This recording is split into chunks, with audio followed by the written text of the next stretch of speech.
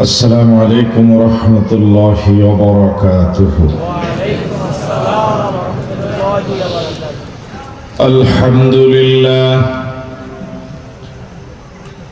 الحمد لله نحمده ونستعينه ونستغفره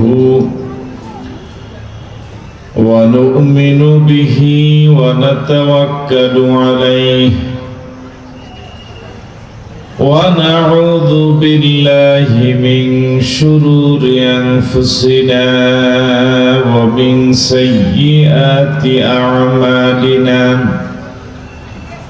من يهده الله فلا مضل له ومن يضلله فلا هادي له ونشهد أن لا إله إلا الله وحده لا شريك له ونشهد أن سيدنا وحبيبنا وطبيب قلوبنا ومولانا محمدا عبده ورسوله الذي أرسل رسوله بالحق بشيرا ونذيرا وداعيا إلى الله بإذنه وسراجا منيرا فقد قال الله تعالى في كلامه المجيد وفي فرقانه الحميد أعوذ بالله من الشيطان الرجيم بسم الله الرحمن الرحيم سبح لله ما في السماوات وما في الأرض وهو العزيز الحكيم هو الذي أخرج الذين كفروا من أهل الكتاب من ديارهم لأول الحشر ما ظننتم أن يخرجوا وظنوا أنهم مانعتهم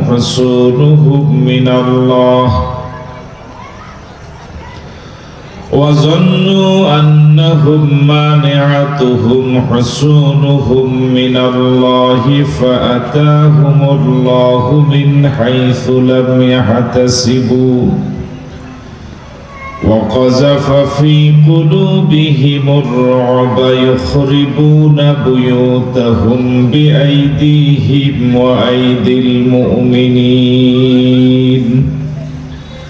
فاعتبروا يا أولي الأبصار.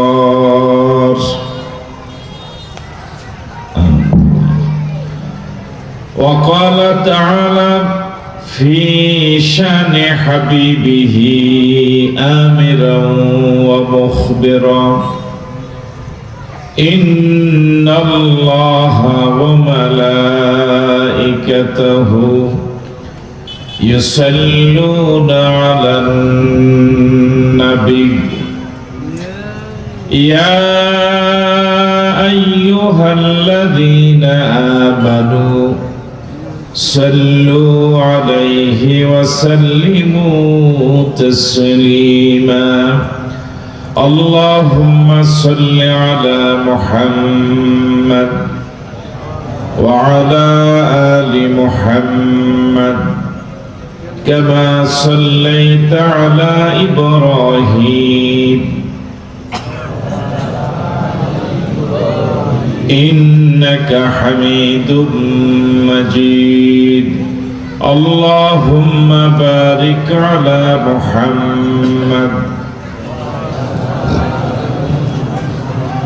كما باركت على إبراهيم إنك حميد مجيد مرحوم আব্দুল ওয়াদুদ আত-তাকওয়া জামে মসজিদ সংলগ্ন ময়দানে মরহুম আব্দুল ওয়াদুদ ফাউন্ডেশনের উদ্যোগে 2 দিন ব্যাপী আয়োজিত চতুর্থ বার্ষিক তাফসীরুল কোরআন মাহফিল এর প্রথম দিবস। এই মাহফিলের মহতারাম সভাপতি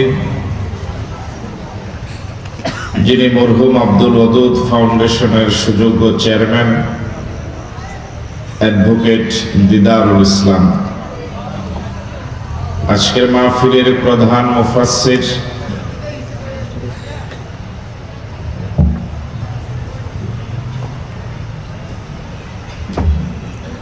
আন্তর্জাতিক খ্যাতিসম্পন্ন মুফাসসিরে কোরআন, বিশিষ্ট ইসলামী চিন্তাবিদ ও গবেষক, বাইতুল ওয়াদুদ জামে মসজিদ ঢাকার সুযোগ্য খতিব হযরত মাওলানা সাদিকুর রহমান আজহারি, আমন্ত্রিত মেহমান হযরত মাওলানা হুসাইন আহমেদ, হযরত মাওলানা আব্দুস শহীদ, হযরত মাওলানা আনোয়ার হুসাইন,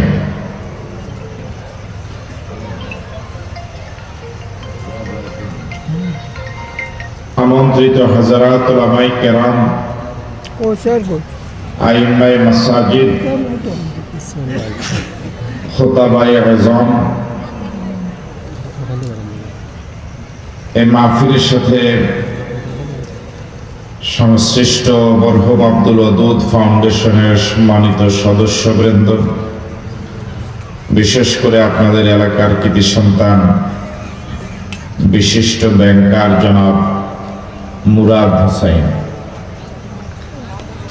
মঞ্চে উপস্থিত আছেন আপনাদের এই জনপদেরই পরিচিত মুখ ভবানীগঞ্জ ফাজিল মাদ্রাসার সম্মানিত সহকারী অধ্যাপক আরবি হযরত মাওলানা শামসুল করিম, প্রিয় যুবক বন্ধুরা, ব্যবসায়ী ভাইয়েরা, পর্দার অন্তরালে শ্রবণরতা শ্রদ্ধেয়া মা এবং বোনেরা, আসসালামু আলাইকুম ওয়া রাহমাতুল্লাহি ওয়া বারাকাতুহু। আপনারা সকলে কেমন আছেন? আলহামদুলিল্লাহ।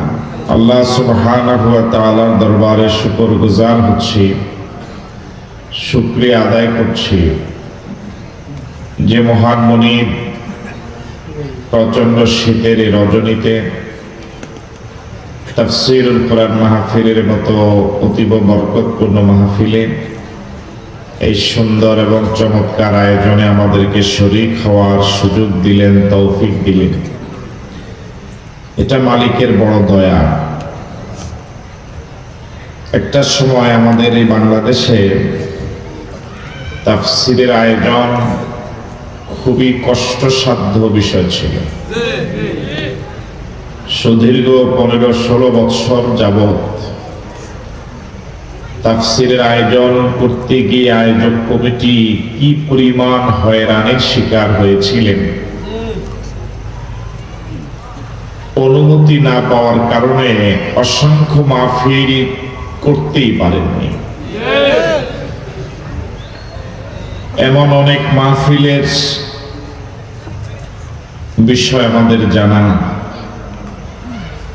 এবং এর কোনোটার সাথে আমরা নিজেরও সম্পৃক্ত ছিলাম মেহমান হিসাবে অথবা আয়োজক হিসাবে।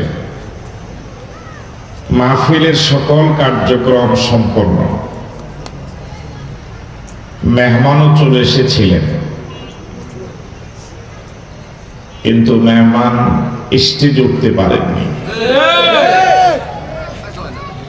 মেহমান চলে আসার পরে মাহফিল বিভিন্ন অজুহাতে বন্ধ করে দেওয়া হয়েছে, এরকম মাহফিলের সংখ্যা কম নয়। কতটা দুর্ভাগ্যজনক সময় আমরা পার করেছি। আল্লাহর জমিনে আল্লাহর কালাম কোরআন মজিদের তাফসীর হবে, সেজন্য আবার অনুমতির প্রয়োজন ছিল। আবার অনুমতি নেওয়ার জন্য এমন নেতাদের কাছে আয়োজক কমিটি যেতে বাধ্য ছিলেন যে সকল নেতাদের সিংহভাগ নামাজই পড়ে না,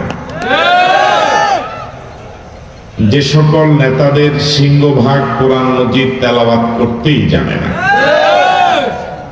আল্লাহ রাব্বুল আলামিন দয়া করে সে ঘোর অন্ধকার অমানিসা বিদরিত করে একটি অনুকূল পরিবেশ তৈরি করে দিলেন। এটা কি মালিকের ছোট দয়া না বড় দয়া? যে মালিক আমাদের প্রতি এতটুকু দয়া করলেন, আসুন সে মালিকের প্রতি আমরা সকলে মিলে সমস্বরে শুকরিয়া জানাই। আমরা সকলেই পড়ি আলহামদুলিল্লাহ, রব্বানা লাকাল হামদ হামদান কাসীরান তাইয়্যিবান মুবারাকান ফীহি ইয়া রাব্বি লাকাল হামদু কামা ইয়ানবাগি লিজালালি ওয়াজহিকা ওয়া আযীমি সুলতানিকা। আল্লাহ সুবহানাহু ওয়া তাআলার শুকরিয়া আদায়ের পর প্রিয় নবীর প্রতি আমরা সকলেই পড়ি সাল্লাল্লাহু আলাইহি ওয়াসাল্লাম। শুহাদায়ে কেরামদের আত্মার মাগফিরাত কামনা করে আপনাদের সকলকে মোবারকবাদ এবং ধন্যবাদ জানিয়ে, যেহেতু তাফসীরুল কোরআন মাহফিল, সে লক্ষ্যে আমরা কোরআন মজিদ থেকেই কথা বলার জন্য চেষ্টা করব ইনশাআল্লাহ। সুবহানাকা লা ইলমা লানা ইল্লা মা আল্লামতানা ইন্নাকা আনতাল আলিমুল হাকীম। রব্বি ইশরাহ লি সাদরি ওয়া ইয়াসসির লি আমরি ওয়াহলুল উকদাতাম মিন লিসানি ইয়াফকাহু কওলি। শুরুতে কোরআন মজিদের একটি পরিচিত সূরার কিছু অংশ তেলাওয়াত করেছি। সূরাটির নাম হাশর। এই সূরাতে আয়াত রয়েছে 24টি, রুকু রয়েছে 3টি। এই সূরার ক্রমিক নাম্বার 59। রাসূল করিম সাল্লাল্লাহু আলাইহি ওয়াসাল্লামের হিজরতের পরে নাজিল হয়েছিল, এজন্য সূরাটিকে বলা হয় মাদানী সূরা। আমি আরেকবার বলছি, সূরার নাম হাশর, আয়াত 24, রুকু 3, ক্রমিক নাম্বার 59, সূরাটি মাদানী। জবাব পাওয়া যাবে ইনশাআল্লাহ। সূরার নাম, এই তো জবাব পাওয়া গেল। সূরার নাম আরেকবার বলুন, আওয়াজ দিয়ে বলুন। আয়াত, রুকু, ক্রমিক নাম্বার, সূরাটি মাক্কি না মাদানী? এবার এভাবে বলুন, কোরআন মজিদের 59 নম্বর সূরায় কয়টি আয়াত? ওই সূরায় কয়টি রুকু? ওই সূরাটি মাক্কি না মাদানী? এবার সবাই একসাথে বলুন সে সূরাটির নাম। এই সূরাটি নাজিল হওয়ার একটি চমৎকার ঘটনা আছে, যে ঘটনাকে কেন্দ্র করে সূরাটি নাজিল হলো, যাকে তাফসীরের ভাষা শানে নুজুল বলে, বাংলায় ঘটনা বা প্রেক্ষাপট বলে। ঘটনাটি একটু দীর্ঘ। এই সূরাটা বোঝার জন্য এই ঘটনাটি জানা খুবই জরুরি। রাসূল করিম সাল্লাল্লাহু আলাইহি ওয়াসাল্লাম কোরআন মজিদ নাজিল হওয়ার পরে মক্কায় 13 বছর দাওয়াতি কাজ করেছেন। তার এই দাওয়াতি কাজের পথটা ফুল বিছানো ছিল না, কণ্টকাকীর্ণ ছিল, কাঁটায় ভরা ছিল। জুলুম নির্যাতন প্রতিনিয়তই ছিল, যেমন সাহাবায়ে কেরাম রিদওয়ানুল্লাহি তাআলা আলাইহিম আজমাইনদের উপরে, তেমন ছিল রাসূলের উপর। এই কণ্টকাকীর্ণ পথ পাড়ি দিয়ে দিয়ে তিনি 13 বৎসর মক্কায় অতিবাহিত করেছিলেন। যে একটা সময় জুলুম এবং নির্যাতনের মাত্রা এত বেড়েছে যে মক্কার কাফের এবং মুশরিকরা দারুন নাদওয়ার গোপন বৈঠকে রাসূলকে হত্যা করার পরিকল্পনায় নিয়ে ফেলল। এই পরিস্থিতিতে এখন আর মক্কায় থাকার মতো কোনো পরিবেশ নেই। আল্লাহ রাব্বুল আলামিনের ইশারায় রাসূল করিম সাল্লাল্লাহু আলাইহি সাল্লাম মক্কা জন্মভূমি ছেড়ে 400 কিলোমিটার উপরে পথ পাড়ি দিয়ে মদিনায় হিজরত করেছিলেন। রাসূল যখন মদিনায় হিজরত করে যান তখন তার বয়স ছিল 53 বৎসর। কত বৎসর? শুনতেছেন আপনারা? রাসূল মদিনায় গিয়েই দেখলেন মদিনা একটা ছোট্ট শহর, কিন্তু এই ছোট্ট শহরটি ইহুদিদের বড় বড় কয়েকটি গোত্র কর্তৃক পরিবেষ্টিত। বনু নজির, বনু কুরাইজা, বনু কায়নুকা, এই তিনটি বড় বড় গোত্র ছোট্ট মদিনা নামক এই শহরটাকে গ্রাস করে আছে। রাসূল করিম সাল্লাল্লাহু আলাইহি সাল্লাম যেভাবে শ্রেষ্ঠ নবী ছিলেন, তিনি মসজিদে নববীর শ্রেষ্ঠ ইমাম ছিলেন,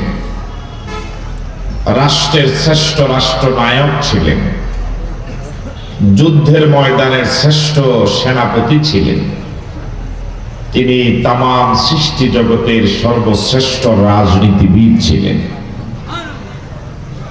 বুঝাতে পারি নাই। রাসূল করিম সাল্লাল্লাহু আলাইহি সাল্লাম দূরদর্শী চিন্তার আলোকে বুঝতে পেরেছিলেন এই ইহুদিদের সাথে যদি শান্তি চুক্তি করা না যায় তাহলে মদিনাটাও নিরাপদ থাকবে না, মদিনায়ও শান্তিতে বসবাস করা যাবে না। এই চিন্তার আলোকে রাসূল করিম সাল্লাল্লাহু আলাইহি সাল্লাম ইহুদিদের সাথে শান্তি চুক্তি করে ফেলেছিলেন। আপাতত এই শান্তি চুক্তির কারণে মদিনাটা নিরাপদ হয়ে গেল। কিছুদিন পরে বদর যুদ্ধ হলো। বদর যুদ্ধে মুসলমানদের বিশাল বিজয়ের কারণে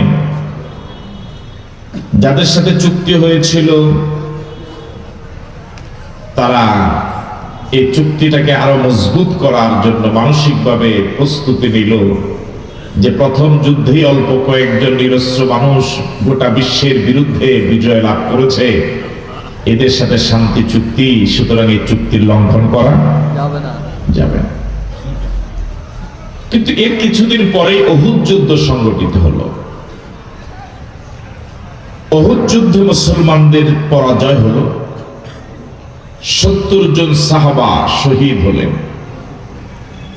স্বয়ং আল্লাহর নবী আহত হলেন। মারাত্মক বিপর্যয় হলো উহুদ যুদ্ধে। উহুদ যুদ্ধে মুসলমানদের পরাজয় দেখে ইহুদিদের, যাদের সাথে রাসূলের শান্তি চুক্তি ছিল, ওরা একটু নড়ে চড়ে বসলো। এই পৃথিবীর সব মানুষের তবিয়ত হলো মানুষ বিজয়ীদের সাথে থাকতে চায়, পরাজিত যারা তাদের সাথে মানুষ থাকতে চায় না। আপনি কি আছেন এখানে? এই পৃথিবীর মানুষের নিয়ম এরকম যে মানুষ পরাজিত যারা তাদের পরিচয় দিতে চায় না। 15-16 বছর যারা দাপটের সাথে দেশটাকে শোষণ করেছে, ওই সময় হাটে বাজারে পথে প্রান্তরে অলিতে গলিতে সর্বত্রই মনে হয় তারাই ছিল, আর কেউ ছিল না। এখন ওদের ভূমিধস পরাজয়ের পরে ওদেরকে তুলা রাশি দিয়ে বাটি সালাম দিয়ে পাওয়া যায় না।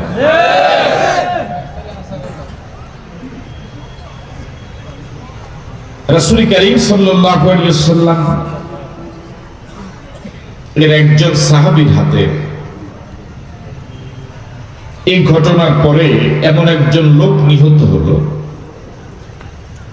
যার পরিবারের সাথে, যার গোত্রের সাথে মুসলমানদের শান্তি চুক্তি ছিল। নিয়ম অনুযায়ী চুক্তিবদ্ধ গোত্রের কাউকে মারা যাবে না, কিন্তু ভুলক্রমে লোকটা মারা পড়ল। যেহেতু ভুলক্রমে মারা পড়লো, এখন নিয়ম অনুযায়ী ওই লোকের পরিবারকে দিয়ত দেওয়া লাগবে, রক্তপণ দেওয়া লাগবে। এখন রক্তপণ রাসূল দেওয়ার সিদ্ধান্ত নিলেন, মুসলমানরাও দিবে, আর যাদের সাথে চুক্তি ছিল নিয়ম অনুযায়ী একটা অংশ তারাও দিবে। তো ইহুদিদের একটা গোত্র ছিল বনু নজির, যেটা মদিনা থেকে মাত্র 2 কিলোমিটার দূরে তাদের বসতি ছিল। কয় কিলোমিটার? আপনারা কি শুনতেছেন কথা? রাসূল ওই মুসলমানদের হাতে ভুলক্রমে নিহত হওয়া ব্যক্তির রক্তপণ কালেক্ট করার জন্য একটা অংশ সহযোগিতা নেওয়ার জন্য বনু নজির গোত্রে গেলেন, মাত্র 2 মাইল দূরে।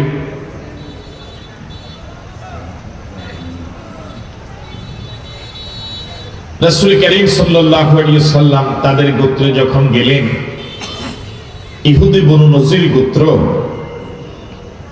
রাসূল করিম সাল্লাল্লাহু আলাইহি ওয়াসাল্লামকে বলল যে আপনি তো আমাদেরকে আগে এলান করেননি, আমরা তো টাকাটা সংগ্রহ করে রাখিনি, আমাদেরকে কিছু সময় দেওয়া লাগবে, আপনি এই জায়গায় একটু বসুন, আমরা আমাদের ঘর বাড়ি থেকে ঘর থেকে টাকাগুলো কালেক্ট করে এনে আপনাকে হাতে দিচ্ছি।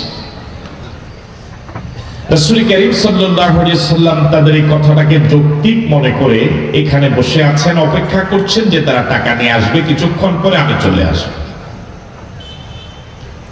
কিন্তু এই পৃথিবীর সবচেয়ে বদ এবং দুষ্ট হলো ইহুদিরা। ইহুদিরা এখানে রাসূলকে বসিয়ে ওরা নিজেরা গিয়ে একটা গোপন বৈঠক করল। গোপন বৈঠক গত 15-16 বছরে বহুবার শুনেছেন না? এই 4-5 মাস কি শোনা যায়? কথা বলে না কেন? শোনা যায় না কেন? এখন যারা গোপন বৈঠকের প্রতিষ্ঠাতা, আবিষ্কারক, ওরা নিজেরাই এখন আর নাই, এই জন্য এখন আর গোপন বৈঠক পাওয়া যায়। রাসূল করিম সাল্লাল্লাহু আলাইহি ওয়াসাল্লাম বসে আছেন, ওরা এখান থেকে গিয়ে গোপন বৈঠক করে সিদ্ধান্ত নিয়েছে যে মুহাম্মদকে হত্যা করার এটাই উপযুক্ত সময়। বাকিরা বাড়িতে গিয়ে বললেন, তাও বলে না। দেখেন, ওরা সিদ্ধান্ত নিল রাসূলকে যে জায়গায় বসালো এর পাশের যে দেয়াল, ওয়াল, বিল্ডিং, ওর ছাদের উপরে উঠে বড় একটা পাথর উপর থেকে ফেলে দিলেই শেষ। নাউজুবিল্লাহ বললেন। ওরা সিদ্ধান্ত নিল এখন শুধু কার্যকর করার বাকি। আল্লাহ রাব্বুল আলামিন জিবরাইলকে পাঠিয়ে এই জায়গা থেকে রাসূল করিম সাল্লাল্লাহু আলাইহি ওয়াসাল্লামকে দ্রুত উঠিয়ে নিয়ে গেলেন। রাসূল করিম সাল্লাল্লাহু আলাইহি ওয়াসাল্লাম মদিনায় চলে আসলেন, মাত্র 2 মাইল দূরে। এবার আপনাদের কাছে প্রশ্ন, এই ঘটনা যারা শুনলেন, যারা রাসূলকে হত্যা করার মতো পরিকল্পনা নিতে পারে, এটা কি ছোট অপরাধ না বড় অপরাধ? এটা ক্ষমার যোগ্য অপরাধ না ক্ষমার অযোগ্য অপরাধ? যারা রাসূলকে হত্যা করার মতো অপরাধ করতে পারে, তারা কি রাসূলের শহরে মদিনায় থাকার অধিকার রাখে? তারা কি এই শহরে থাকতে পারবে? তাহলে মদিনায় থাকার মতো যোগ্যতা এখন আর তাদের। রাসূল করিম সাল্লাল্লাহু আলাইহি ওয়াসাল্লাম মদিনায় এসেই একটি রাষ্ট্রীয় ফরমান ওই বনু নজির গোত্রে পাঠালেন। বললেন যে 10 দিন তোমাদেরকে সময় দেওয়া হলো। কয়দিন? এই 10 দিনের ভিতরে পৃথিবীর যে জায়গায় তোমাদের মন চায় যেতে পারবে, তবে 10 দিন পর যদি না যাও তাহলে তলোয়ার দিয়ে ফয়সালা হবে। রাসূলের এই ঘোষণা বনু নজির গোত্রে এমন ভীতির সঞ্চার করলো, তারা চলে যাওয়ার সিদ্ধান্ত নিয়েছে। কিন্তু ইত্যবসরে মুসলমানদের ভিতরে আরেকটি গ্রুপ রয়েছে যাদেরকে বলা হয় মুনাফিক। নাম কি? বাম পাশে শুরুতে আওয়াজ কম, ওদের নাম কি? মুনাফিক আগে ছিল, এখন আর অবশ্য নাই দেশে, আছে। তো মুনাফিকদের সর্দার আব্দুল্লাহ ইবনে উবাই ইবনে সলুল সে বনু নজির গোত্রে গেল, গিয়ে দেখে বনু নজির গোত্র সকলে মানসিকভাবে চলে যাওয়ার জন্য প্রস্তুতি নিচ্ছে। সে গিয়ে জিজ্ঞেস করলো, যাবা কই, কেন যাবা? সব ঘটনা খুলে বলল। তো মুনাফিকদের সর্দার বলল যে মুহাম্মদ একটা হুমকি দিল, এতেই তোমরা চলে যাবা, আমরা আসি না। নাউজুবিল্লাহ বলল, তোমরা যাবা না। যদি তোমাদেরকে বিতাড়িত করে তাহলে তোমাদের প্রতি মায়ায় আমরা তোমাদের সাথে চলে যাব, আর যদি তোমাদের সাথে লড়াই বাঁধে তাহলে আমার 2000 সেনা আছে। কয় হাজার? তাহলে তোমাদের পক্ষে আমি আমার 2000 সেনা নিয়ে লড়াই করব।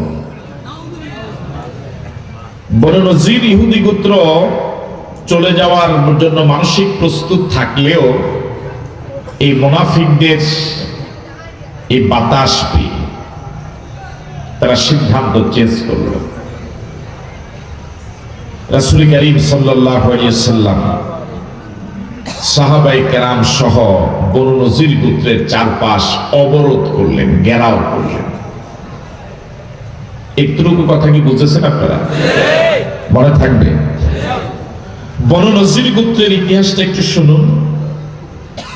বনু নজির গোত্র এমন একটি শক্তিশালী গোত্র, এদের প্রত্যেক সদস্য দুঃসাহসী। বনু নজির গোত্রের প্রত্যেক সদস্য অস্ত্র চালাতে পারদর্শী। বনু নজির গোত্রের প্রত্যেক সদস্য অস্ত্রধারী। 4, বনু নজির গোত্রের ঘরগুলো, আমাদের দেশে শীতকালে সেনাবাহিনী যেভাবে মহড়া দেয়, জমিনে বাংকার খনন করে কবরের মতো, দেখেছেন আপনারা? ওখানে তারা রাত যাপন করে, এখানে এটাই প্রশিক্ষণ নেয়। এই বাংকার গুলো বহিঃশত্রুর আক্রমণ থেকে তাদেরকে সেফটি দেয়। বনু নজির গোত্রের প্রত্যেকের ঘর বাড়িগুলো এরকম বাংকার টাইপের ছিল।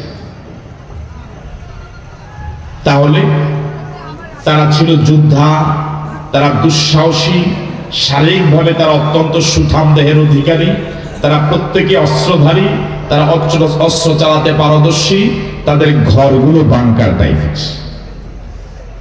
দুর্বল না সবল? আওয়াজটাকে সবল হয়েছে? দুর্বল না সবল? আবার বনু নজির গোত্র ধরে নেন, এটাই বনু নজির গোত্রের এরিয়া, এর চারপাশ প্রাকৃতিক ভাবেই খেজুর বাগানে ঘেরাও করা। এটা যদি বনু নজির গোত্রের এরিয়া হয়, এর চারপাশ ঘন ঘন খেজুর গাছের বাগান দিয়ে ঘেরাও করা। তো বাহির থেকে যদি কেউ আক্রমণ করতে আসে, সর্বপ্রথম বাধার সম্মুখীন হবে খেজুর বাগানের। গাছগুলো এত ঘন যে গাছগুলো অতিক্রম করে তাদের বাড়িতে, তাদের এলাকায় ঢোকা এত সহজ না। ঢুকলেও তাদের ঘরগুলো বাংকার। এরপরে তারা প্রত্যেকে যোদ্ধা, প্রত্যেকে অস্ত্রধারী, অস্ত্র চালাতে পারদর্শী, প্রত্যেকে দুঃসাহসী, শারীরিকভাবে তারা অত্যন্ত শক্তিশালী।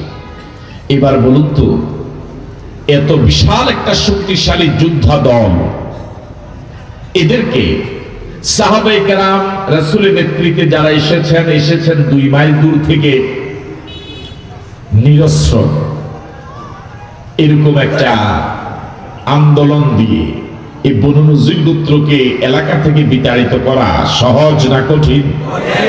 আরো জোরে বলো, সহজ না কঠিন? বর্তমান পৃথিবীতে যত আন্দোলন হয়, এর মাঝে একটা আন্দোলন হলো অবরোধ করা। অবরোধ একটা আন্দোলন বটে, কিন্তু খুব শক্তিশালী আন্দোলন না, এর থেকে আরো অনেক শক্তিশালী আন্দোলন।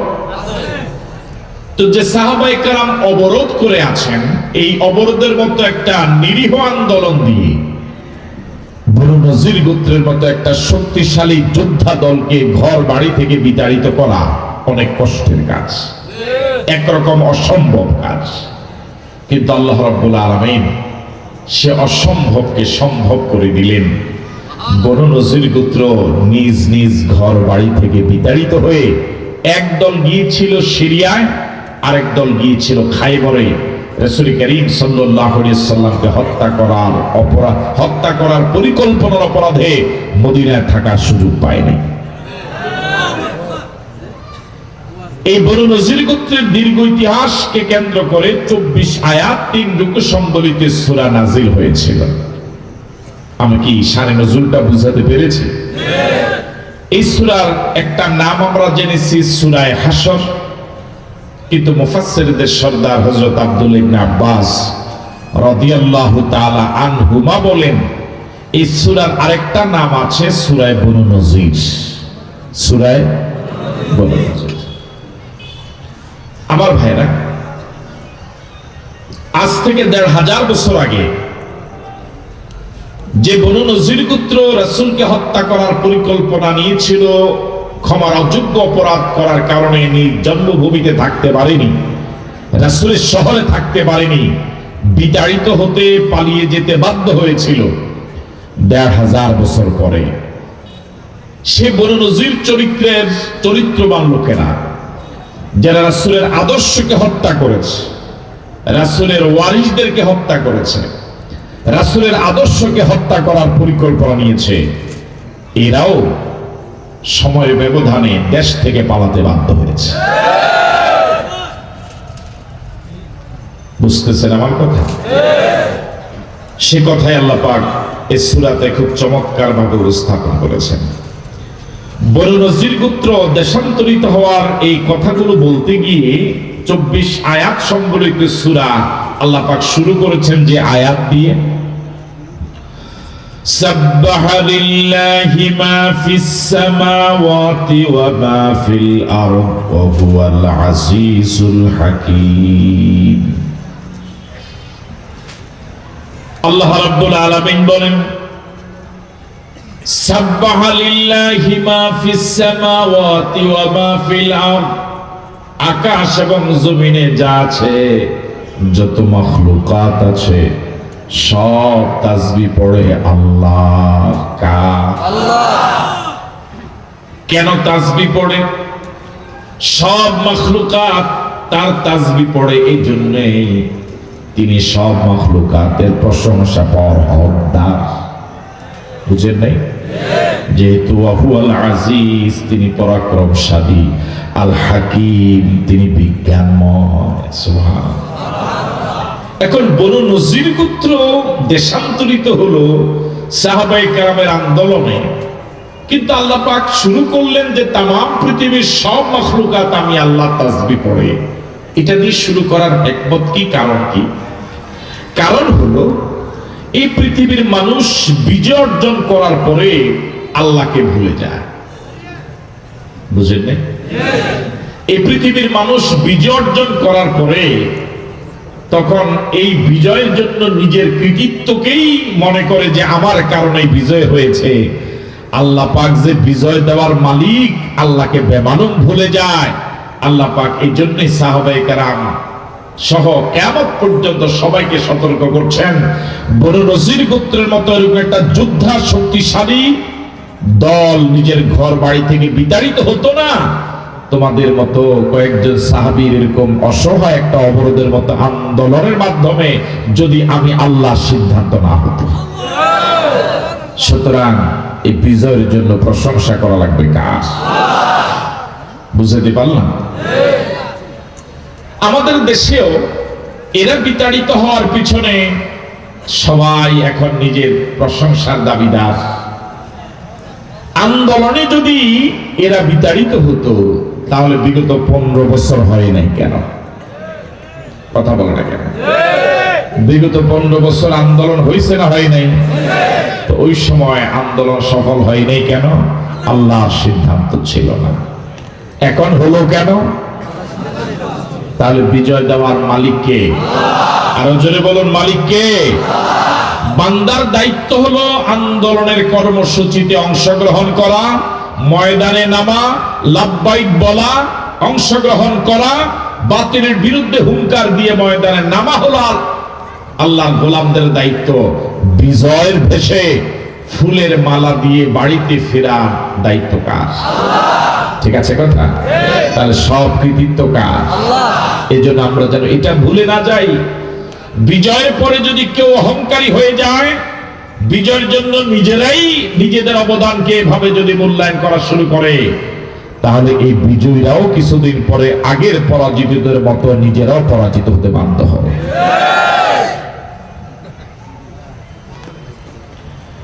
এবার আল্লাহ রাব্বুল আলামিন বলেন, হুয়াল্লাযী আখরাজাল্লাযীনা কাফারু মিন আহলিল কিতাবি মিন দিয়ারিহিম লিআউয়ালিল হাসর।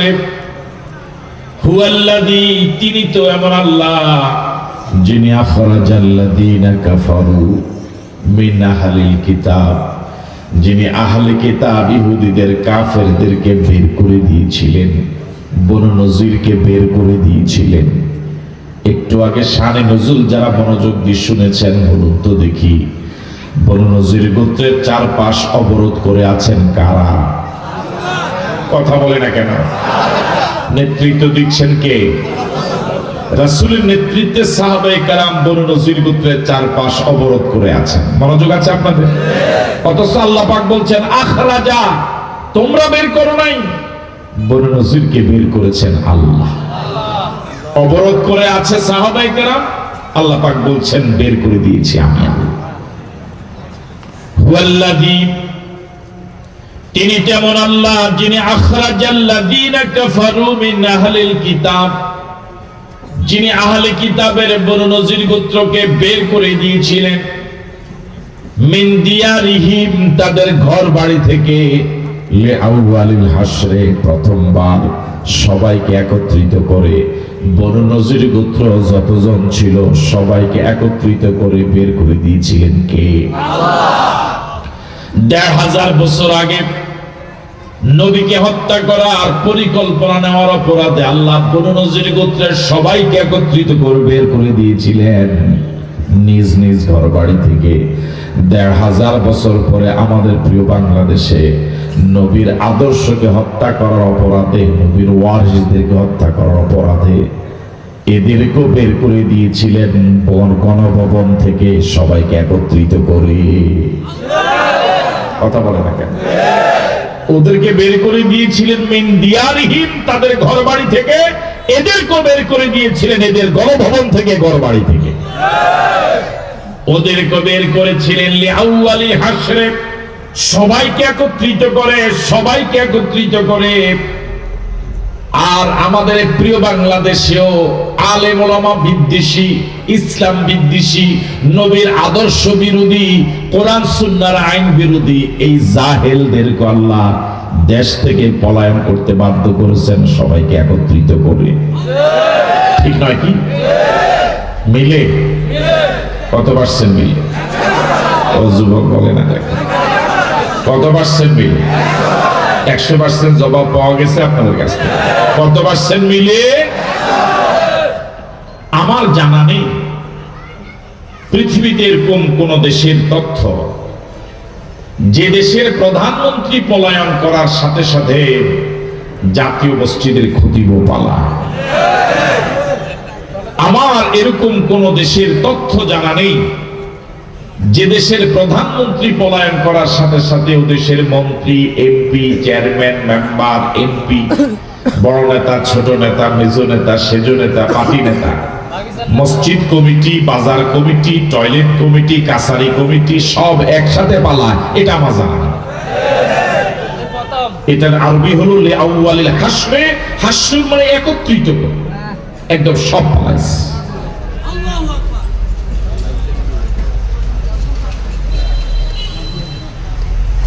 মা জানান্তুম আন ইয়াখরুজু, ওয়াজান্নু আন্নাহুম মানিআতুহুম হুসুনুহুম, আমার ডিস্টার্ব হয়, মনোযোগ নষ্ট হয়। মা জানান্তুম আন ইয়াখরুজু ওয়াজান্নু আন্নাহুম মানিআতুহুম হুসুনুহুম মিনাল্লাহ। এটা হলো বনু নজির গোত্রের এরিয়া। মনোযোগ আছে আপনাদের? অবরোধ করে আছেন, আন্দোলন ময়দানে আছেন সাহাবায়ে কেরাম। সাহাবায়ে কেরামের ইচ্ছে হলো, চিন্তা হলো, আমাদের মতো নিরস্ত্র কয়েকজন সাহাবীর এরকম দুর্বল এবং অসহায় একটা কর্মসূচি, অবরোধের মতো কর্মসূচি দিয়া এরকম একটা শক্তিশালী দলকে ঘর বাড়ি থেকে বিতাড়িত করতে পারবো মনে হয় না। কথা কয় না কেন? আমাদের আন্দোলনে এরা গণভবন থেকে পালাবে, এটা তো আমাদেরও চিন্তা ছিল। চিন্তা ছিল এদেশের 16 কোটি মানুষ, 18 কোটি মানুষ একসময় বলা বলে শুরু করেছিল যে কোন আন্দোলন দিয়া এদেরকে আর সরানো যাবে না যদি আল্লাহ না ধরে। এরকম একটা কথা আপনাদের তেয়ারিগঞ্জে বলা বলি হয় নাই, শুরু হয়েছিল, বলছেন আপনারা? সাহাবায়ে কেরাম বনু নজির গোত্রের চারপাশ অবরোধ করে আছেন। সাহাবায়ে কেরামের চিন্তা হলো, আমাদের এই আন্দোলনে এরা দেশ থেকে পালাবে মনে হয় না। মনোযোগ আছে? আর যাদেরকে অবরোধ করলেন, বনু নজির গোত্রের ধারণা হলো এই দুর্বল আন্দোলন দিয়া আমাদের মতো একটা শক্তিশালী দল, আমাদের প্রত্যেকের ঘরগুলো বাংকার, আমাদেরকে হটাতে পারবে, বাড়ি থেকে তাড়াই দিবে, এত সোজা না। কথা কয় না? আল্লাহ রাব্বুল আলামিন সেই কথাই বলছেন, মা জানান্তুম, ও নবীর সাথীরা ও সাহাবায়ে কেরাম, তোমরা ধারণাও করো নাই, কল্পনাও করো নাই, বিশ্বাসও করো নাই, আইয়া খুরুজু, তোমাদের কয়েকজনের এরকম অবরোধের মতো একটা কর্মসূচির মাধ্যমে এরা দেশ থেকে বেরিয়ে যাবে, এটা তোমরা ধারণাও করো নাই। বুঝতেছেন? আপনি সূরাটা ভালো করে পড়ুন, আপনার মন বলবে এই সূরাটা মনে হয় এই মাত্র নাজিল হলো। তখন আপনার মনে হবে এই সূরা মনে হয় 24 জুলাই আগস্টে নাজিল হয়েছে। মা জানান্তুম, আল্লাহ রাব্বুল আলামিন বলছেন নবীর সাথীদেরকে, মা জানান্তুম, তোমরা ধারণা করো নাই, আইয়া খুরুজু, তোমাদের এই আন্দোলনে এরা তাড়িয়ে যাবে, এরা পালিয়ে যাবে, এরা দেশ ছেড়ে চলে যাবে, ঘর বাড়ি ছেড়ে চলে যাবে, তোমরা ধারণা করো নাই। আর ওয়াজান্নু, যাদের বিরুদ্ধে আন্দোলন, যাদের বিরুদ্ধে অবরোধ, যারা অবরুদ্ধ হয়ে আছে, তারা কারা? কথা বলে এই তো বনু নজির। এই বনু নজির গোত্র যারা অবরুদ্ধ হয়ে আছে, তাদের ধারণা কি? ওয়াজান্নু, যারা অবরুদ্ধ হয়ে আছে, যাদের বিরুদ্ধে আন্দোলন, তাদের ধারণা হলো আন্নাহুম মানিআতুহুম হুসুনুহুম মিনাল্লাহ, তাদের দুর্গগুলো আল্লাহর গজব থেকে তাদেরকে বাঁচাবে, আন্দোলন থেকে তাদেরকে বাঁচাবে। বুঝেন নাই? তাহলে সাহাবায়ে কেরামের ধারণা হলো আমাদের আন্দোলনে তারা দেশ থেকে পালাবে মনে হয় না। আবার তাদের ধারণা হলো আন্দোলন যত কড়াই হোক, আমাদের দুর্গগুলো, আমাদের অস্ত্রগুলো আমাদেরকে বাঁচাবে। ঠিক আছে কথা? এবার আসেন ১৫০০ বছর পরে আমাদের বাংলাদেশে যারা আন্দোলন করেছেন দীর্ঘ প্রায় ১.৫ যুগ ধরে, ওরও এক সময় হাত পাও ছেড়ে দিয়েছে। কোন আন্দোলনে হালে কি পায় না, পানি। আপনাকে আসেন এখানে না গেছে? গোটা দেশবাসী সকলেই একরকম ঐক্যমত হয়ে গিয়েছে, যদি আল্লাহ না ধরে কোন আন্দোলন দিয়ে আর এদেরকে হঠাতে। এরকম হয়েছিল আপনাদের ধারণা? মুরব্বী নিজের জন্য নির্ধারণ করেছিলেন 41 সাল পর্যন্ত, কিন্তু এদেশের মানুষ আন্দোলন পরপর ব্যর্থ এবং ব্যর্থ হওয়ার পরে এদেশের মানুষগুলো বলে দিয়েছিল কিসের 41, যতদিন বাঁচে আজীবন। কথা বলে না কেন? বলে নাই মনে হয়? তাহলে আন্দোলনকারী ওই সাহাবায়ে কেরাম সাল্লাম রিদওয়ানুল্লাহি তাআলা আলাইহিম আজমাইন, ওনাদের যে ধারণা ছিল যে আমাদের আন্দোলনে এরা হটে যাবে, মনে হয় না। বাংলাদেশের আন্দোলনকারীদের চিন্তা প্রায় এরকমই ছিল, মিলে।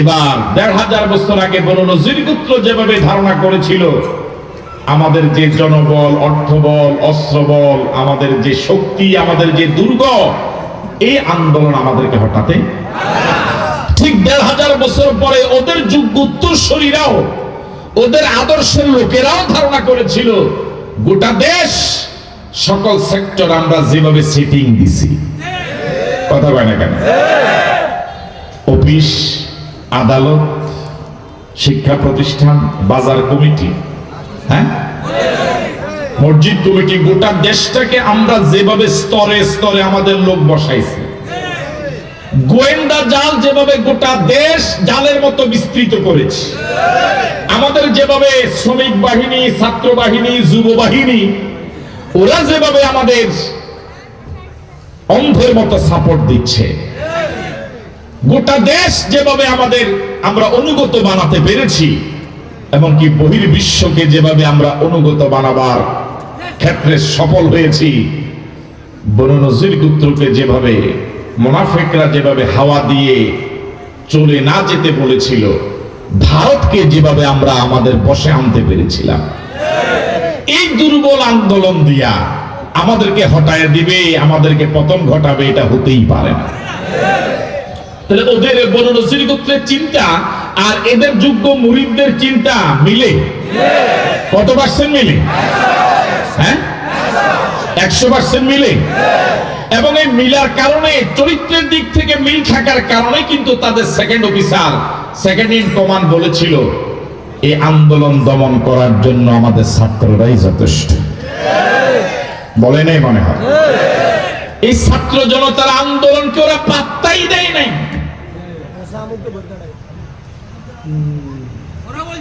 যারা যারা বাংলাদেশের রাজনৈতিক ক্ষেত্রে পিএইচডি ডিগ্রিধারী, আন্দোলন করে করে যারা এই পর্যায়ে এসেছে, সে মুরব্বীদের সব আন্দোলন যখন ব্যর্থ হলো, ওই আন্দোলনকে এরা পাত্তাই দিল না। সে জায়গায় ছাত্রদের আন্দোলনকে এরা তো গণেই নেই। কেমন ছাত্র? হাই স্কুলে পড়ুয়া, মাদ্রাসায় পড়ুয়া, হেফজ মাদ্রাসায় পড়ুয়া, ইউনিভার্সিটি, প্রাইভেট ইউনিভার্সিটি পড়ুয়া, যারা কখনো রাজনীতি তেমন করে নাই, যারা কখনো তেমন আন্দোলন অভিজ্ঞতা নাই, যাদের হাতে কোনো অস্ত্র নাই, নিরস্ত্র এই তরুণ যুবক কিশোর মাদ্রাসা পড়ুয়া, এদের আন্দোলনে পতন হবে এমন একটা জালেম শাহীর এরা ধারণাও করে না। এরা এটাকে গণেই নেয়, পাত্তাই দেয় না।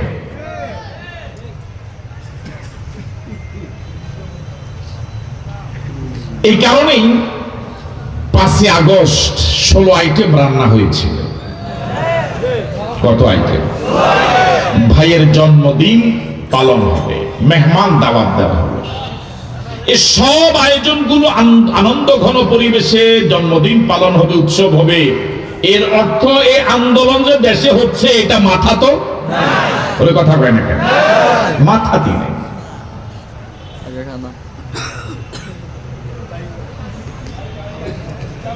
এমন একটি জালেম, এমন একটি ত্রাসের রাজত্ব কায়েম করেছিল, মানুষ তো 4ই আগস্ট ধারণা করে নাই, 5ই আগস্ট সকাল বেলাও কল্পনা করে নাই যে আজকে পতন হবে, দুপুর বেলাও ধারণা করে নাই। এমনকি এরকম একটি ত্রাসের রাজত্ব কায়েম করেছিল, মানুষ নিজ নিজ মোবাইলে দেখলো, টিভি চ্যানেলগুলোতে দেখলো যে প্রাইভেট কারে আসলো, হেলিকপ্টারে উঠলো, চলে গেল। এই দৃশ্য দেখার 2-3 দিন পরও একজন আরেকজনকে জিজ্ঞেস করে আসলে গেছে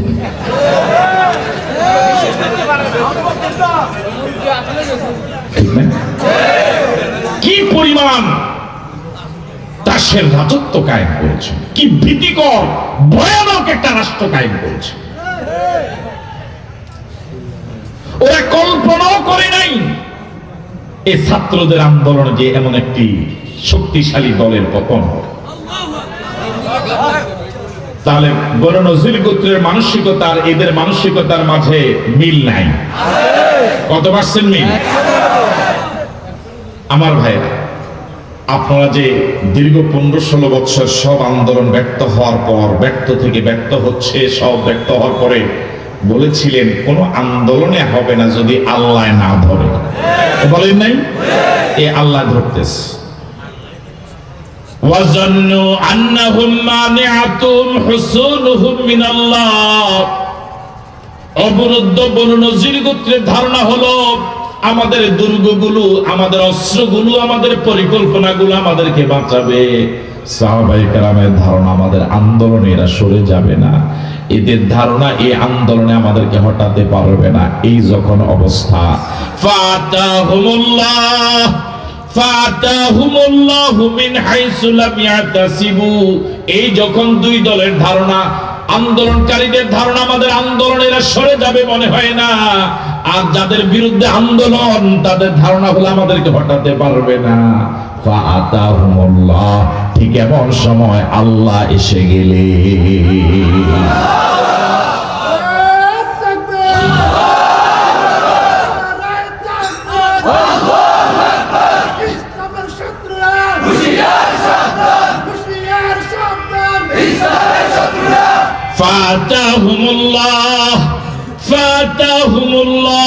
ফাতাহুমুল্লাহ আল্লাহ হঠাৎ এসে গেলেন।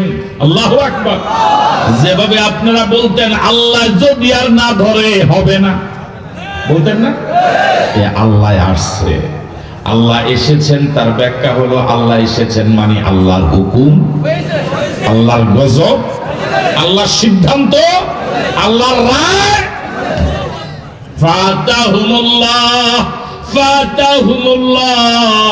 আল্লাহর সিদ্ধান্ত এসে গেল, পতনের ঘন্টা বেজে গেল, আল্লাহর রায় এসে গেল, আল্লাহর হুকুম এসে গেল।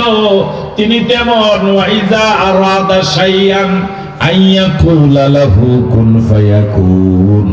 তিনি যখন কোনো কিছু ঘটাতে সিদ্ধান্ত নেন, কুন বলার এরাদা করেন, হয়ে যায়।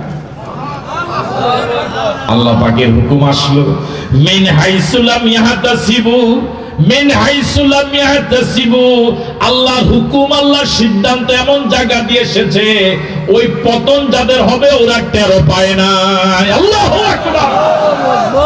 এই ছোট ছোট বাচ্চাদের আন্দোলনে যে এমন একটা শক্তিশালী জলহস্তির পতন হবে ওরা ধারণাই করেনি।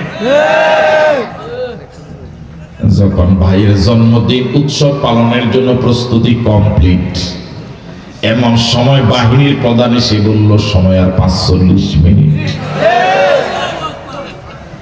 বুঝেন নাই কথা? এমন জায়গা দিয়ে আল্লাহর হুকুমে এসেছে, লাম ইয়াহতাসিবু, ওরা ধারণাও করে নাই যাদের পতন হচ্ছে, পতন হয়েছে, যাদের বিরুদ্ধে আন্দোলন, ওরা কল্পনা করে নাই এই বাহিনীর প্রধান যে আমার কাছের আত্মীয়, আমি যাকে নিয়োগ দিলাম, আমি যাকে পদোন্নতি দিলাম, যে আমার এত বিশ্বস্ত, সে এসে বলবে সময় আর 45 মিনিট।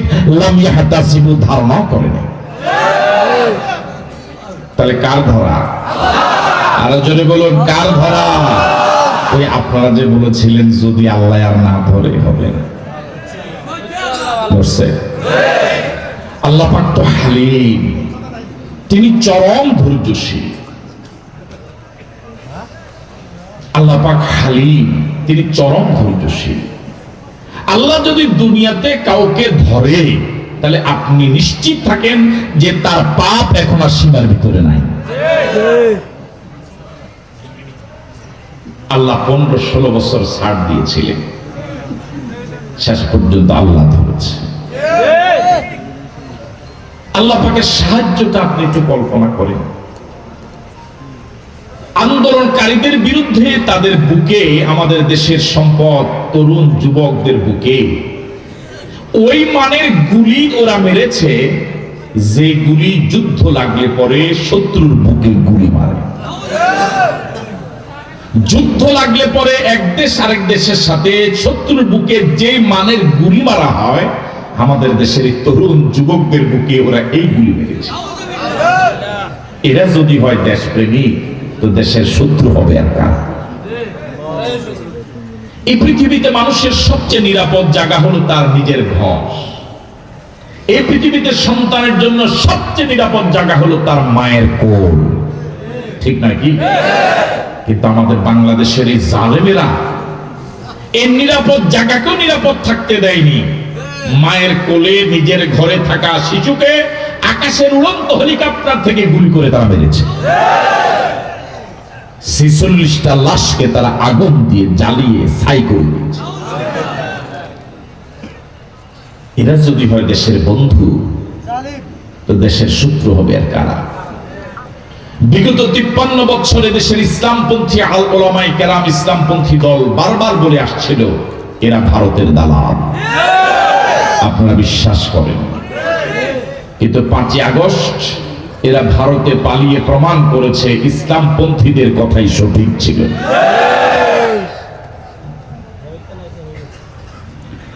ফাতাহুমুল্লাহু মিন হাইসু লাম ইয়াহতাসিবু।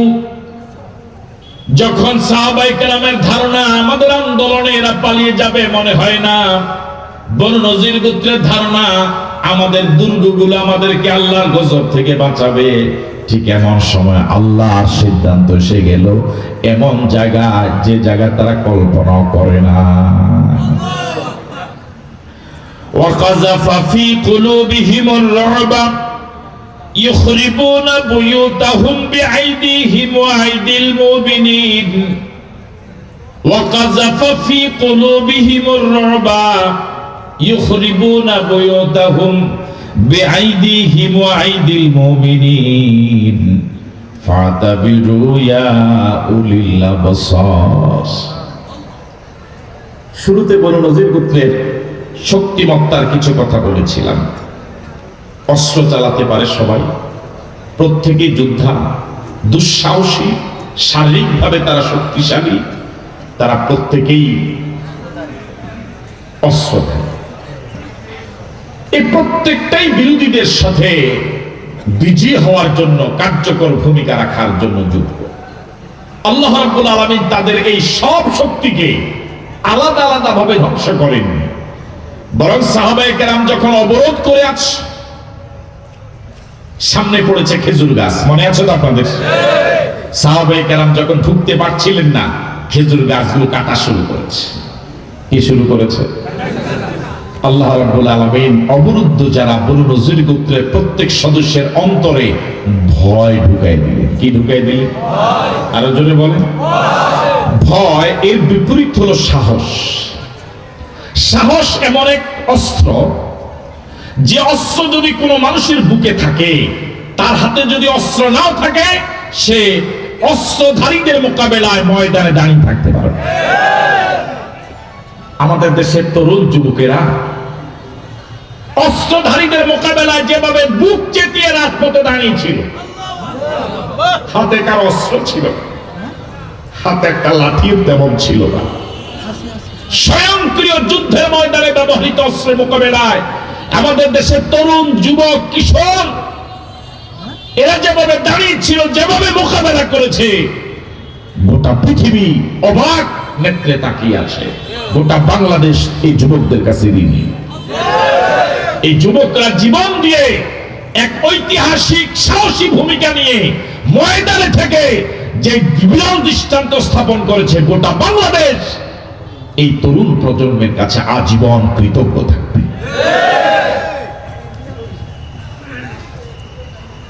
ওরা বলেছিল তৎকালীন জালেম স্বরাষ্ট্রমন্ত্রীকে মোবাইল দেখিয়ে যে গুলি মারি একটা দাঁড়িয়ে যান। এ হলো আমাদের দেশের যুবক, এই হলো আমাদের দেশের যুবক। 5 তারিখ তো বিষয়টা যাত্রা বাড়িতে এমন ছিল, লাশের পর লাশ পড়ছে, পাখির মতো গুলি করে মারছে। আপনি কল্পনা করতে পারবেন না সে যুদ্ধের ময়দানটা কি পরিমাণ ভয়ানক, বিভীষিকাময়, কি পরিমাণ আতঙ্কগ্রস্ত ছিল, এটা কল্পনা করা যাবে না। সেই যুবকদের হাতে অস্ত্র ছিল না, লাশ পড়ছে, দায়িত্বশীলরা পড়ছে, দাঁড়ানো যাবে না, আন্দোলন বন্ধ করা যাবে না। যারা লাশ হয়ে গেল তারা তো চলেই গেল, ওদেরকে কেউ না কেউ দাফন করবে, কিন্তু এই জালেমকে পতন ঘটাবার জন্য রাস্তায় আর কেউ নামবে না আমরা ছাড়া, আমাদেরকে সামনে যেতে হবে। এই যুবকরা সামনে গিয়েছে, এই যুবকরা হাত হারালো, পা হারালো, জন্মের জন্য অন্ধ হয়ে গেল, জীবনের তরে দুনিয়া থেকে চলে গেল। তারা আমাদের জন্য একটা স্বাধীন ভূখণ্ড দিয়ে গেল, কথা বলার পরিবেশ দিয়ে গেল। আমরা এই যুবকদের জন্য দোয়া করি, আল্লাহ এই যুবকদেরকে তুমি কোরআনের জন্য কবুল করে নাও। আরো জোরে বলি আমিন। যে যুবকরা দেশের দ্বিতীয় স্বাধীনতা দিয়ে গেল, আজকের সেই যুবকদের উদ্দেশ্যে বলতে চাই, বাংলাদেশ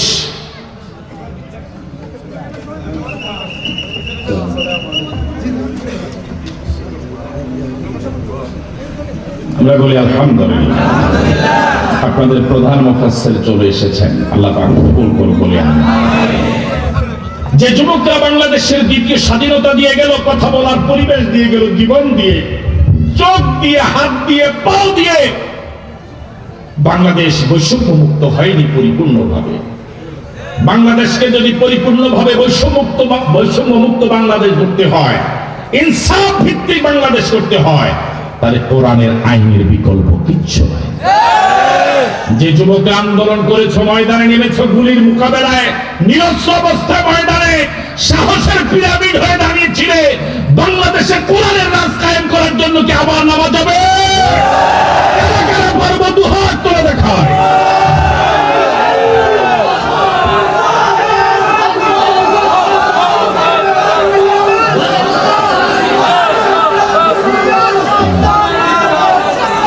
আমার ভাইয়া, এই যুবকদেরকে হৃদয় দিয়ে ভালোবাসি, মন থেকে যুবকদের জন্য দোয়া করি, আল্লাহ আমরা তো বয়সের একটা প্রান্তে চলে এসেছি, বৃদ্ধের কাছাকাছি হয়ে গেলাম, আল্লাহ আমাদের যুবকেরা তোমার কোরআনকে এত ভালোবাসে, ওলামায়ে কেরামকে এত মহাব্বত করে, আল্লাহ এই যুবকদেরকে তুমি অমরের মতো কবুল করে নাও। ওয়াকাযাফা ফী কুলুবিহিমুর রুবা, বনু নজির গোত্র অবরুদ্ধ হয়ে আছে, সাহাবায়ে কেরাম অবরোধ করে আছে। আল্লাহ রাব্বুল আলামিন বনু নজির গোত্রের অন্তরে ভয় ঢুকিয়ে দিলেন। সাহসের বিপরীত হলো ভয়। একজন লোকের দুহাতে স্বয়ংক্রিয় অস্ত্র, দুকাঁধে বিশ্বের সেরা স্বয়ংক্রিয় অত্যাধুনিক অস্ত্র, তার পুরা দেহের ভিতরে শুধু অস্ত্র আর অস্ত্র, কিন্তু তার এই জায়গায় সাহসের বিপরীত ঢুকে গেছে ভয়। এখনকার অস্ত্রগুলো সক্রিয় না নিষ্ক্রিয়? আরো জোরে বলুন। ওয়াকাযাফা ফী কুলুবিহিমুর রুবা, আল্লাহ রাব্বুল আলামিন বনু নজির গোত্রের অন্তরে ভয় ঢুকায় দিলেন। এখন অস্ত্র নিষ্ক্রিয় হয়ে গেল, সাহস নিষ্ক্রিয় হয়ে গেল, শক্তি দুর্বল হয়ে গেল, বাংকার গুলো অকেজ হয়ে গেল, সব দুনিয়ার ব্যবস্থাপনা একেবারে মুখ থুবড়ে পড়লো। তারা শেষ পর্যন্ত ভীত সন্ত্রস্ত হয়ে নিজের হাতে নিজের বানানো সংসার ভেঙ্গে চুরমার করে পালাতে বাধ্য হলো। যখন আমাদের দেশের প্রধানমন্ত্রী অবৈধ, যখন বাহিনীর প্রধান গিয়ে বলেছিল সময় আর 45 মিনিট, তখন কি গণভবন রক্ষা করার জন্য, প্রধানমন্ত্রীর জীবন রক্ষা করার জন্য সশস্ত্র বাহিনী ছিল না? অস্ত্রধারী বাহিনী ছিল না? সেখানে অস্ত্র ছিল না? পর্যাপ্ত ছিল না? এরপরে তিনি চলে গেলেন কিসের কারণে? কি ঢুকেছে? আরো জোরে বলুন। ওয়াকাযাফা ফী কুলুবিহিমুর রুবা, ওয়াকাযাফা ফী কুলুবিহিমুর রুবা, আল্লাহ ওদের অন্তরে এমন ভয় ঢুকায় দিলেন। ছাত্র জনতা দেশ ত্যাগের জন্য দাবি করে নাই, শুধু দাবি করেছিল পদত্যাগ, কিন্তু পদত্যাগ করার পরে তিনি দেশ ত্যাগ করেছেন। এই কারণে মনে এরকম ভয় ঢুকেছে, তিনি চিন্তা করেছেন যে অপরাধ আমি করেছি, পদত্যাগ করার পরে এই দেশে 1 সেকেন্ড থাকার সাহস তার নাই। কথা বলে ঠিক নয় কি? ইউখরিবুনা বুয়ুতাহুম বিআইদিহিম ওয়া আইদিল মুমিনিন, ইউখরিবুনা বুয়ুতাহুম বিআইদিহিম। যখন বনু নজির গোত্র সিদ্ধান্ত নিয়েছে চলে যাবে, ভয় পাওয়ার কারণে ভীত সন্ত্রস্ত হয়ে চলে যাবে, রাসূল করিম সাল্লাল্লাহু আলাইহি সাল্লাম দয়ার নবী এই কঠিন সময়ে তাদেরকে সুযোগ দিলেন। চলে যেহেতু যাওয়াই লাগবে, অস্ত্র সাথে নিতে পারবা না, তবে নিজের বানানো ঘর এর যে অংশগুলো ভেঙ্গে চুরমার করে নিজের ওঁট ঘোড়ার উপরে বহন করে নিতে পারবা, অতটুকু নেওয়ার অনুমতি দেওয়া যাবে। এই অনুমতি পাওয়ার পরে নিজের সংসার সাজানো, সংসার নিজে ভাঙ্গা শুরু করেছে। ঘরের পালা, তারা দুই একটা পার্সের নাম বলে, ফাইস, কিলা, বেড়া, আর কি চাল, হ্যাঁ। ইখরিবুনা বুয়ুতাহুম বিআইদিহিম, নিজ হাতে নিজের বানানো সংসার ভাঙ্গে। ওয়া আইদিল মুমিনিন, তারাও পাবে যেভাবে মশান করে ভাঙ্গা শুরু করেছে, 45 মিনিট পার হয়ে যাবে। এই জন্য আইদিল মুমিনিন, ইমানদার সাহাবায়ে কেরামও ভাঙ্গাতে সহযোগিতা করলো। সাহাবায়ে কেরাম এদিকে ভাঙ্গে, ওই বনু নজির গোত্র ভাঙ্গে। উভয়ের ভাঙ্গা ভাঙ্গির পরে বনু নজির গোত্রের গোত্রটা একেবারে তছনছ হয়ে গেল, চলে যেতে বাধ্য হলো। ১৫০০ বছর পরে ওই বনু নজির গোত্রের যোগ্য উত্তরসূরি মুরিদ যারা, তারাও কিন্তু নিজের সাজানো সংসার, গণভবন নিজের হাতেই নিজের জিনিসপত্রগুলো নিয়ে চলে যেতে বাধ্য হয়েছে। কথা বলেন না, ঠিক নয়? তবে ৪৫ মিনিটে যেভাবে নিজের আলতা লিপস্টিক সহ যা নেওয়ার, এগুলো নেওয়া যেভাবে শুরু করেছে, সময় আরো বেশি লাগতো। এই জন্য আমাদের দেশের তরুণ যুবকরা সহযোগিতা করেছে। কেউ হাঁস নিয়ে গেছে, কেউ পাঙ্গাস মাছ নিয়ে গেছে। কথা বলে না, ঠিক না? কি মনের মাধুরী দিয়ে সাজিয়েছিল গণভবন। আমাদের দেশের তরুণ যুবকেরা সব তছনছ করে দিয়েছে। ওয়াইদিল মুমিনিন, একেবারে সব তছনছ হয়ে গেছে। এটাই জালেমের জন্য উপযুক্ত শাস্তি। এবার আল্লাহ রাব্বুল আলামিন বলেন, ফাতাবিরু ইয়া উলিল আবসার, ফাতাবিরু ইয়া উলিল আবসার। ১৫০০ বছর আগে বনু নজির গোত্র রাসূলকে হত্যার পরিকল্পনা নেওয়ার অপরাধে রাসূলের শহর মদিনায় থাকার যোগ্যতা হারালো। নিজের হাতে নিজের সাজানো সংসার ভেঙ্গে চুরমার করে সবাইকে একত্রিত করে আল্লাহ ওদেরকে বিতাড়িত করেছিলেন। ১৫০০ বছর পরে এই ঘটনা আমাদেরকে শুনে কি লাভ? আল্লাহ পাক বলছেন, ফাতাবিরু ইয়া উলিল আবসার, শিক্ষা গ্রহণ করো, ইবরত হাসিল করো। চোখওয়ালারা, জ্ঞানবান, বুদ্ধিমান, বিবেকবান, আকলমান যারা, এই ঘটনা থেকে শিক্ষা গ্রহণ করো। ১৫০০ বছর আগে ওরা নবীকে হত্যা করার পরিকল্পনার অপরাধে যেভাবে দেশে থাকতে পারে নাই, তোমাদের ভিতরে যদি নবীর আদর্শকে হত্যা করার পরিকল্পনা থাকে, নবীর ওয়ারিসদেরকে হত্যা করার পরিকল্পনা থাকে, আজ হোক কাল হোক তোমাদেরকে দেশ থেকে পালাতে হবে। একদল তো যাওয়ার সময় অন্তত কাপড় চোপড় নিয়ে যেতে পেরেছে। ভবিষ্যতে যদি কেউ নবীর আদর্শকে হত্যা করার পরিকল্পনা মাথায় রাখে, উলামায়ে কেরাম নবীর ওয়ারিসদেরকে হত্যা করার, বিরোধিতা করার, কোরআন সুন্নাহর বিরোধিতা করার চিন্তা যদি মাথায় জাগে, পরনের পরিধি বস্ত্র নিতে পারবে না। আগের ওরা তো, আগে জালেমেরা তো পালাবার সুযোগ পেয়েছে, ভবিষ্যতে পালাতে দেওয়া হবে না।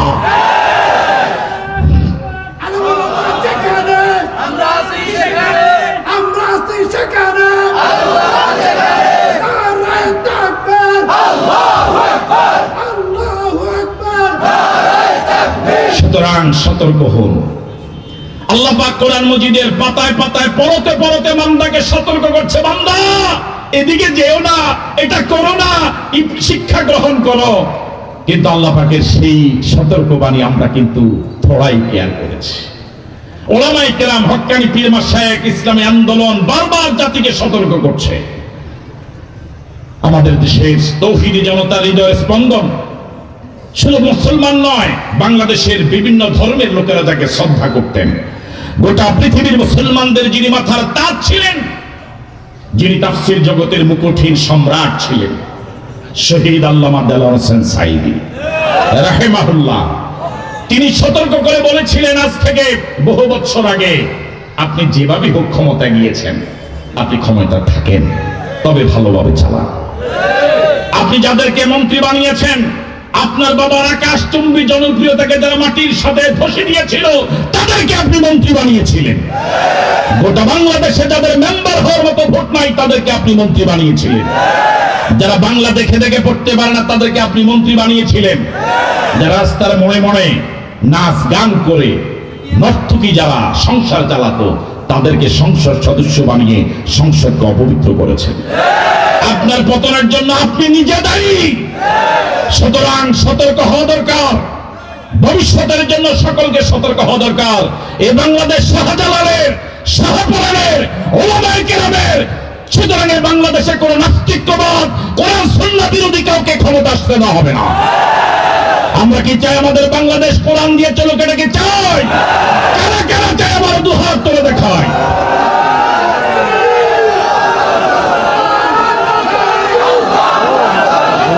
হাত নামান।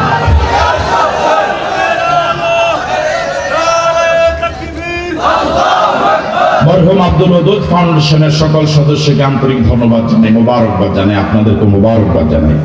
আজকে প্রধান মুফাসসির দেশ বরেণ্য আলেমী দ্বীন। আমি তো আমার ভাঙ্গাচোরা কণ্ঠে কতক্ষণ আপনাদেরকে নিয়ে আসার আগ পর্যন্ত একটু কথা বলে ধরে রাখলাম। এখন আলোচনা শুনবেন সুললিত কণ্ঠে, কখনো জ্বালাময়ী, কখনো নরম, বিভিন্ন ভঙ্গিতে যিনি চমৎকার আলোচনা উপস্থাপন করে গোটা বাংলাদেশের তৌহিদি জনতার মন জয় করেছেন। হযরত মাওলানা সাদিকুর রহমান আজহারী তার গুরুত্বপূর্ণ আলোচনা শুনে আখিরি মোনাজাত করে বিদায় হবেন।